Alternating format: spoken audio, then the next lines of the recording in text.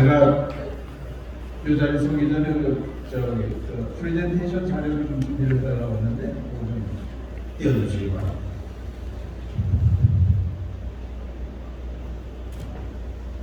저는 이번에 20대 대통령 후보로 보수와 진보를 아우르는 그러한 노선을 가지고 여러분 앞에 등장한 후보입니다.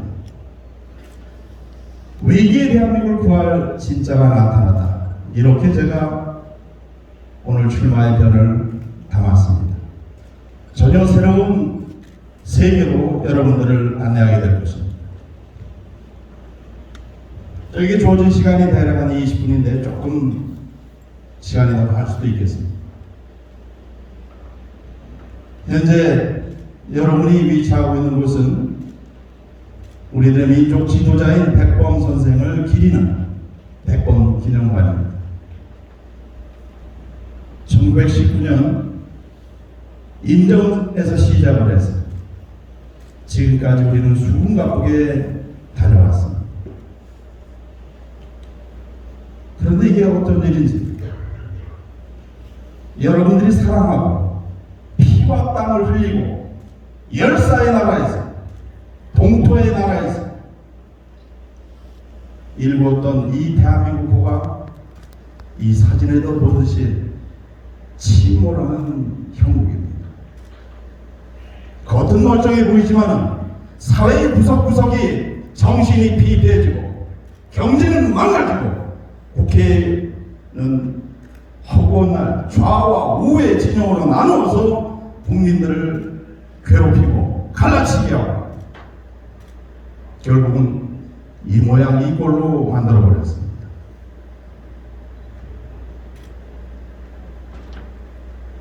엎친 데 겹친 격으로 코로나가 닥쳐왔습니다. 저는 세계 무대에서 활동했던 사람이기 때문에 우리나라뿐만이 아니라 코로나는 이른바 팬데믹, 대유행 인류의 재앙적인 사건입니다. 이것을 피해갈 재간이 없습니다. 수많은 나라들이 재정을 쏟아붓고 안간힘을 쓰지만 거기에는 역력한 한계가 있습니다. 회사의 크고 작은 업종의 종류에 무관하게 모든 경제 주체들이 이 코로나 충격으로 침몰하고 있습니다. 작은 기업, 자영업자, 소상공인, 가장 경제적인 약자들이 지금 가장 고통받고 있습니다. 이제 중소기업이 무너지고 있습니다. 대마불사인 대기업조차 규모에 상관없이 현재 침몰하고 있습니다. 여러분 노후는 어떻습니까? 든든한 노후가 준비되어 있습니까? 정책의 실패로 해서 벼락거지들이 속출하고 자살자들이 OECD 국가 1위를 연속적으로 카바를 하고 있는 그런 상황입니다. 부동산은 폭등해서 서민들에게는 더 이상 갈 곳이 없는 그런 상황이 되고 말았습니다. 국민의 외면을 받는 정치, 과연 어디로 가야 될까요? 여기 있는 사진 한 장은 제가 과거에 일산에 살면서 호수공원을 걷다가 우연치 않게 호수공원에 얇은 살얼음이 얼려있는 것을 찍은 사진입니다. 살얼음이라고 하는 것은 발을 헛디디면 깊은 시면속으로 빠지는 아주 위험한 상황입니다. 온 국민이 지금 살얼음을 맞는 그런 형국이 되어버렸습니다. 정치 지도자들의 잘못된 정책으로 인해서 국민이 도탄에 빠지고 더 이상 헤어날 길이 없는 그런 절체절명의 상황 속에 빠져들고 있는 것입니다. 누구는 상식을 얘기하고 누구는 공정을 얘기합니다. 공정과 상식은 관념입니다. 그것보다 더 우리에게 소중한 것은 바로 생존입니다. 이 생존을 위협받는 이 절체절명의 상황 속에서 정치인들은 관념에 유의 노름을 반복하고 있습니다.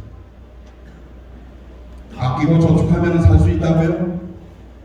동의에 의하면 우리의 많은 아버지들, 여러분들 50대 초반이면 퇴직해서 장수국가 됐기 때문에 81세, 82세까지 생존해야 되는 시간이 28년입니다.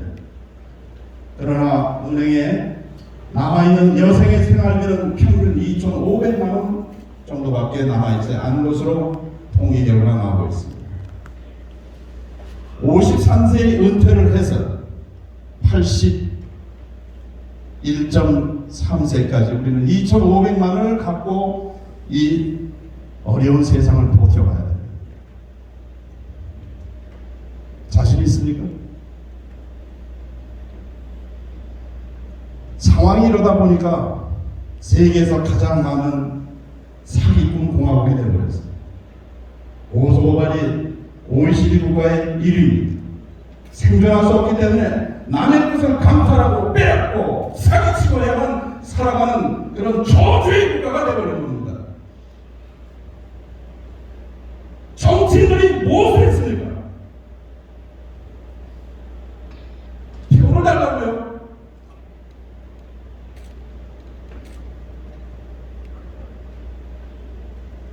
(20대) (30대의) 젊은이들은 아까도 축사를 통해서 말씀을 들었습니다만 결혼을 미룹니다.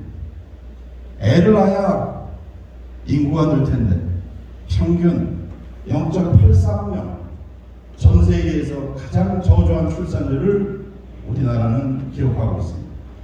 통계에 의하면 2050년이면 지금 현재 5,182만 명에 해당하는 대한민국 인구는 짜그라들어서 1,500만 명으로 줄어듭니다. 여러분이 외쳐대는 대한민국은 어쩌면 100년 후면 이 지구상에서 없어질지도 모릅니다. 사회 곳곳을 들여다보면 어찌 이렇게 싸움박질을 많이 하는 나라인지. 대한민국이 동방예의지국이었습니다. 어느 날 돌아보니 전 세계에서 OECD 국가에서 국가 사회 갈등 지수가 랭킹 5위입니다. 배려심을 못 이루고 사라진 지 오래됩니다. 조그만 옷깃을 스쳐도 인연이 되던 세상은 없어지고 운전하다 짜려보면 뭘 짜려봐 이 자식아, 이렇게 험한 세상으로 대한민국이 변해가고 있습니다. 이 갈등으로 인해서 연간 우리 사회가 지출해야 되는 비용은 246조 정도로 추산됩니다. 작은 배려 문화 사라진 지 오래입니다. 백화점에 감정 노동자들이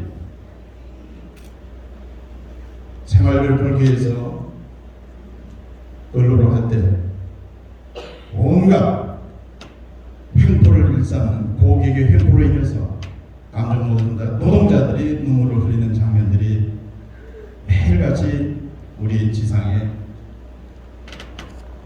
장식하고 있습니다. 결혼은 둘째치고 청년들이 살 집도 없습니다. 정치인들은 이것에 대해서 답을 해야 되는데 세치 혀로만 이야기합니다.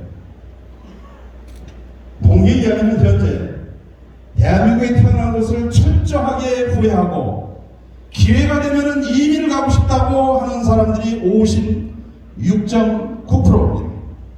100명 중에 56.9, 57명이 대한민국을 떠나고 싶어하는 그런 저주의 땅이 되어버리고 만 것입니다.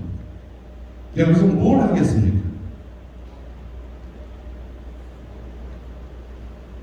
아까 축사에서 우리 국민들이 행복한가 56에서 60여위로 떨어졌다는 구체적인 말씀을 교수님께서 해주셨습니다. 구체적인 데이터에도 나타납니다.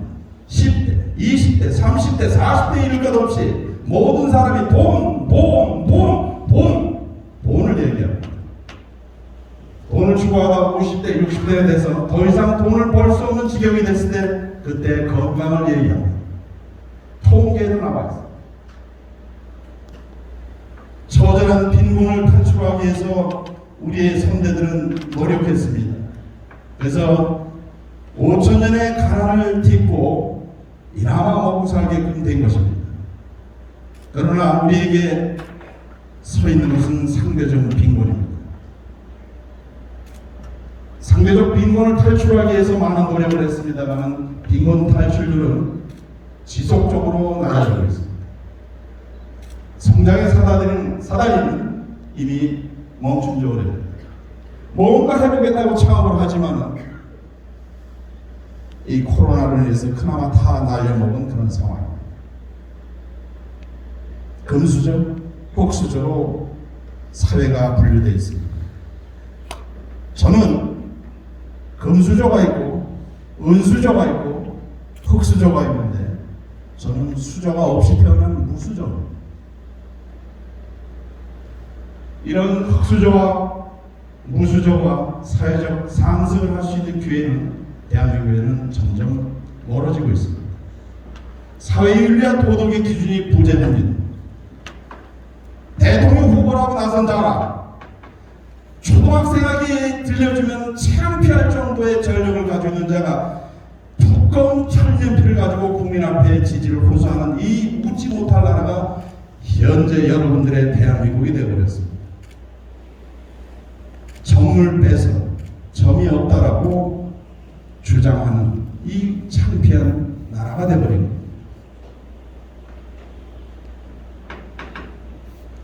연일 내 삶에는 헬조선을 쏟아냅니다. 제가 옆에 있는 사진을 찍었습니다. 장소는 싱가포르였습니다. 싱가포르 오키드, 우리나라 명동 사거리 같은 곳인데, 명동거리 같은 곳인데 이 사진이 한 장 분식점 앞에 걸려 있었습니다. 한자말로 돼 있어서 제가 해독을 할 수 없어서 사진을 찍어가지고 와서 한자를 해석할 수 있는 분에게 이게 무슨 뜻이냐, 사진을 보니까 싱가포르 총통 리관유 총통입니다. 분식점 앞에 써있는 이 사진을 글귀를 해석하다 보니까 싱가포르 한식당에 있는 이 사진 한 장은 바로 돌아가신 리관유 총통을 분식점 주인이 기리는 사진이라고 이야기를 듣게 됩니다. 가장 미초인 분식점 주인이 돌아가신 자신의 총통을 기리기 위해서 분식점 앞에다 이렇게 세워놨습니다. 우리에게 이런 지도자가 있습니까? 여러분의 가게에 존경하는 지도자 사진을 내볼 수 있습니까?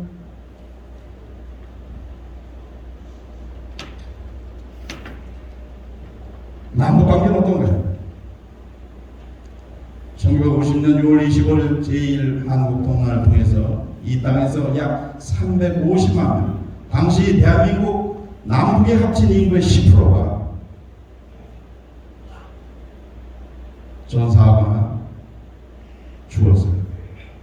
그때와는 달리 현재 한반도 남과 북이 서로를 겨냥하고 있는 무기는 날이 갈수록 진화해서 지금 서로를 22번을 죽일 수 있는 막강한 화력을 남북이 현재 보유하게 됐습니다. 거기에 더해서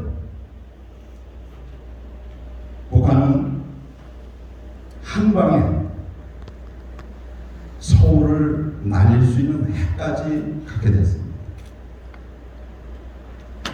그럼에도 불구하고 문재인 정권 들어서는 그 지긋지긋한 평화쇼만 5년 내내 부러져졌습니다. 자, 이제 대한민국은 어디로 가야 될까요? 이제 여러분과 함께 제가 답을 해야 될 차례입니다. 이 어설픈 선구당 같은 자들이 정권을 잡고 방향이 어딘지도 모르는 노를 젓다 보니까 우리 모두가 지금 어디로 가는지를 모르게 됐습니다. 금융은 정치 논리에 귀속이 돼서 헬리콥터 캐시를 뿌려댑니다. 공짜 수당 공화국이 됐습니다. 젊은이들도 나이 드신 어른들도 모든 사람이 나라 돈 빼먹는데 눈이 혈안이 돼서 대한민국을 점점 빈 곳간으로 만들고 있습니다.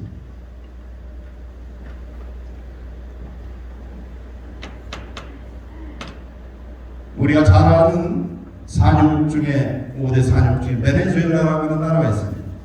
그 나라는 현재 무상급식, 무상의료, 기본소득, 청년수당, 각종 수당으로 인해서 나라가 붕괴됐습니다. 국가에 이탈하는 자들이 샌프란시스코 남미 국경선으로 수천 명씩 몰려들었습니다.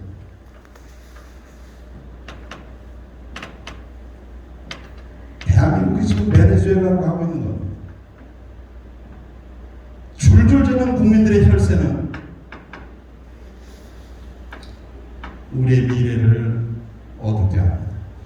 이 정치의 논리에 의해서 민주주의를 가리키겠다고 이제는 고등학교 1학년, 2학년까지 죄다 정당에 가입할 수 있는 연령대로 만들어서 이제는 교육 현장까지 정치판, 개판으로 만들어 나가고 있는 실정입니다. 이들에게는 오로지 자신들의 정권을 유지할 그런 생각밖에 없습니다. 나라야 어디로 가든 대한민국이 난파가 되든 안중에도 없다는 것입니다. 여러분이 잘 아시는 2014년 4월 16일 날 세월호 사건이 발생하고 보수 정권인 박근혜 정부가 일거에 몰락을 했습니다. 이 보수 정권의 급작스러운 몰락은 우리에게 충격으로 다가왔습니다. 몰락 이후에 보수의 진영을 겨냥해서 좌파 정권의 칼잡이였던 분이 보수 인사들을 괴멸을 시킵니다. 우리 사회는 현재 보수가 그냥 싫다, 다 싫다, 이승만도 싫고 박정희도 싫고 전두환도 싫고 한나라당도 싫고 통합당도 싫고 그냥 보수가 싫다라고 하는 정서가 젊은이들 사이에 누가 가르친 것도 아닌데 편입해 있는 상황입니다.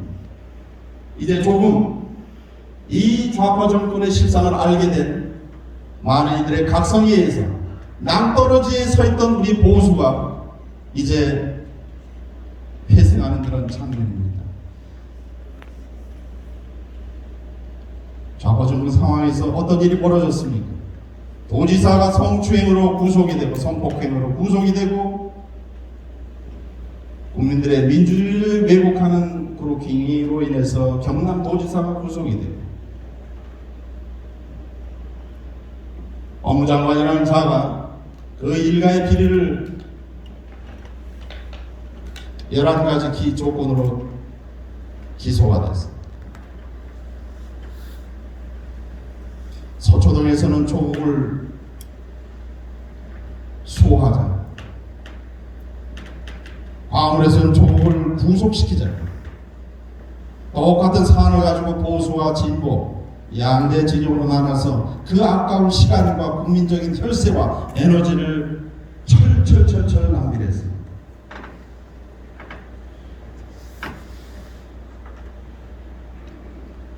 더더욱 우리를 경악하게 한 것은 양심과 인권을 이야기했던 자들이 그 처절한 역사를 갖고 있는 할머니들을 앵벌이 삼아서 자신들의 권력을, 자신들의 이익을, 자신들의 영광을 위해서 우리의 역사를 오염시키는 그런 작대까지 벌어진 겁니다. 도대체 이 사람이 무슨 짓을 우리 역사에 한 것입니까? 서울시장은 성추문으로 자살합니다. 저는 해외에서 많은 생활을 했기 때문에 CNN이나 ABC, BBC 방송을 보게 됩니다. 매일 나오는 대한민국 뉴스는 지도자들의 사망, 지도자들의 죽음, 지도자들의 성추문, 지도자들의 감옥행, 최단 이런 뉴스밖에 없는 거예요.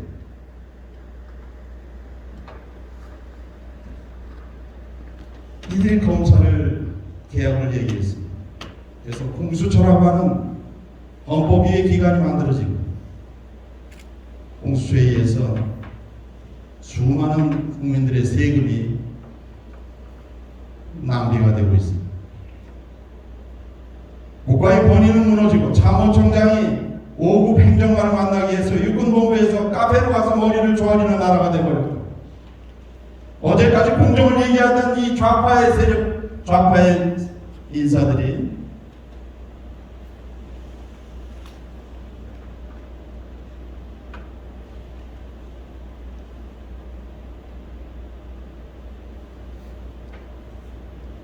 이 농업탑을 치는 대한민국을 만들었습니다.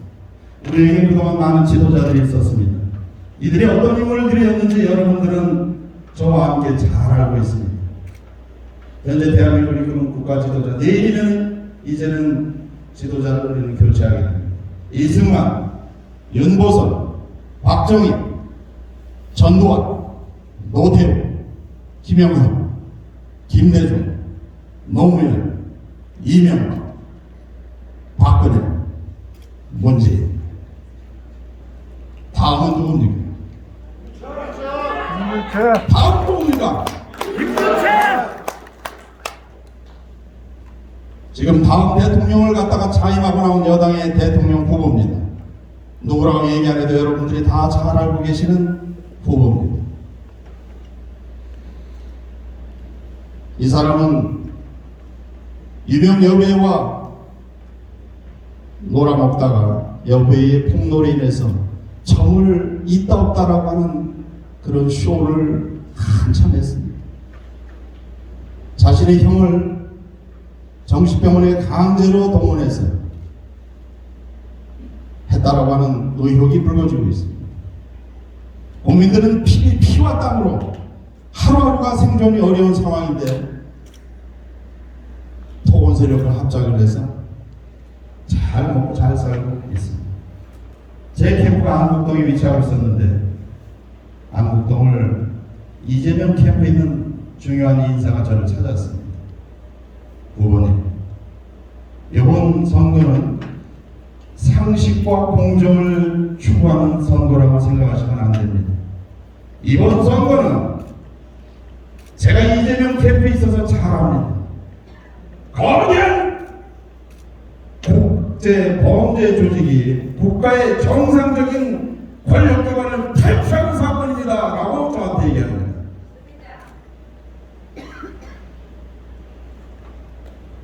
이제 대한민국이 그 지경까지 가게 된 겁니다. 어제까지 보수를 괴멸시켰던 장본인이 어느 날 갑자기 옷을 갈아입고 국민 앞에 나와서 보수의 아이콘을 자임하고 있습니다. 대한민국 국민이 바보입니까? 여러분들이 천치 바보입니까? 아닙니다. 이 반문재인 정서가 나온 이 기괴한 현상 속에 대한민국 온 국민들이 함몰되어 있습니다. 제가 어제 이분을 여러분 앞에 섰을 때 무슨 이야기를 하고 제가 1시간을 새벽 1시까지 고민해서 딱 이 사진으로 대체하려고 합니다. 사악한 범죄 집단과 야누스의 얼굴을 가진 자가 난투극을 벌이는 게 바로 오늘의 대한민국의 현실입니다.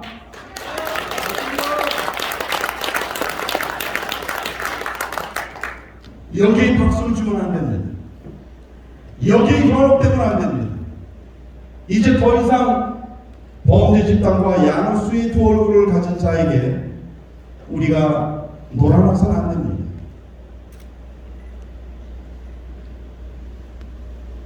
다양한 얼굴의 후보들이 지금 경합을 벌이고 있습니다. 여러분이 보시는 대로 다양한 얼굴들이 등장하고 있습니다. 다 면면을 보면 나름대로 훌륭한 분들입니다. 저는 지난 12월 23일날 저는 귀국을 했습니다. 이제 대한민국을 구할 진짜가 나타난 것입니다.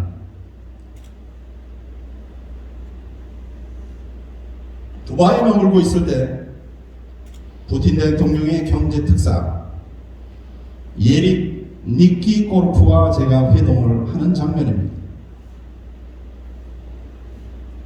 러시아 정부와 약 4,000조 상당의 투자 협상을 벌이는 장면입니다. 호주로 날아가서 호주의 집권 여당 75주년 리셉션에 참가를 해서 호주 총리와 호주 전 총리, 현역 국회의원들 많은 이들과 만나서 협상을 하고 돌아왔습니다. 호주중앙은행을 통해 가지고 호주에 약 동일한 4,000조 상당의 투자 협상을 벌이고 현역위원회 사무실에서 두바이로 넘어갑니다. 여러분이 잘 아시는 두바이는 사막에 20년 만에 만들어진 꿈의 미래의 도시입니다. 두바이의 건설은 여러분들의 예상과는 달리 마피아 자금으로 건설된 도시입니다. 마피아들이 20수억의 어마어마한 자금을 돈 세탁을 두바이 정부 막중 지도자와 협상을 벌이고 25%를 세금으로 내고 75%를 빼가는 그 결과가 바로 오늘날의 두바이입니다. 이 두바이가 바로 이제는 코로나로 인해서 어려움 속에 빠지게 됩니다. 저는 이 두바이 정부와 약 4,000조 상당의 투자 협상을 벌였습니다. 여러분 앞에 펼쳐진 이 사진은 홍콩의 바로 옆에 있는 신진이라는 도시에 제가 주관해서 중국의 100대 기업 CEO와 CF들을 모아서 국제 금융 전략 세미나를 하고 찍은 사진입니다. 회사의 면면이 삼성전자 매출의 최소 2배 이상이 되는 회사들이었습니다. 이들이 이제 홍콩 사무실로 와서 다양한 협상을 벌입니다. 좌측에 있는 사진은 중국 전력 CEO가 제 사무실을 찾았을 때의 사진입니다. 우측에 있는 사진은 세계 최장 고속철도 회사 중국 고속철도의 CEO가 찾아 있는 모습입니다. 쿠웨이트로 넘어갑니다. 2.1빌리언 상당의 투자 협상 마치고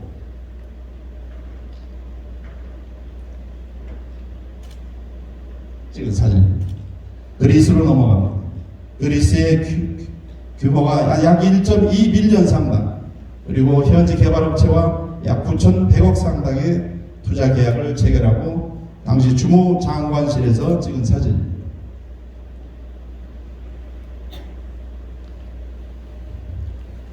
세계적인 명사 TV, 중국 스카이 TV와 인터뷰하는 장면입니다. 세계 각국의 대통령이나 유엔 사무총장과 같은 명사들만 출연하는 이 TV에 영광스럽게도 한국인으로서 최초로 약 1시간가량 인터뷰를 하고 이것이 약 중국 전역에 약 3억 8천만 명이 시청하는 그런 기록을 세웠습니다. 뿐만 아니라 시리아의 재건을 위해서 약 600억 달러의 차관 도입을 협상하기 위해서 날라와 압둘 장관과 두바이에서 협상 후에 찍은 사진입니다. 이 모든 상황들이 잘 정리돼서 이제 지난 18년간의 활동 기록을 오롯이 담은 제로 투 히어로라고 하는 자전적 에세이를 내게 됐습니다. 곧 여러분들에게 선보여지게 될 것입니다. 시드니에 머물면서 조금 전에 축사를 담당하신 교수님께서 오징어 게임 제작사인 넷플릭스를 언급하셨습니다. 그 넷플릭스에서 저의 모든 이런 활동 기록과 이것을 보고 그것을 다큐멘터리로 제작하기로 결정을 했습니다. 대통령 후보가 적이 있느냐 없느냐, 거짓말을 했느냐 안 했느냐, 이런 대상이 돼서 되겠습니까? 어떻게 그런 사람들이 대한민국을 이끌고 갈 수 있겠습니까? 세계가 주목하는 이런 인터내셔널 비즈니스맨 출신인 저에게 그런 기회가 주어져야만 한다고 생각을 합니다.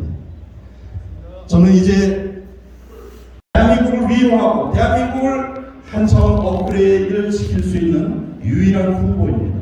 저는 좌우와 우의 진영의 논리에 치우치지 않은 대한민국이 여러분이 국가가 낳은 인재입니다. 여러분과 함께 이 보수의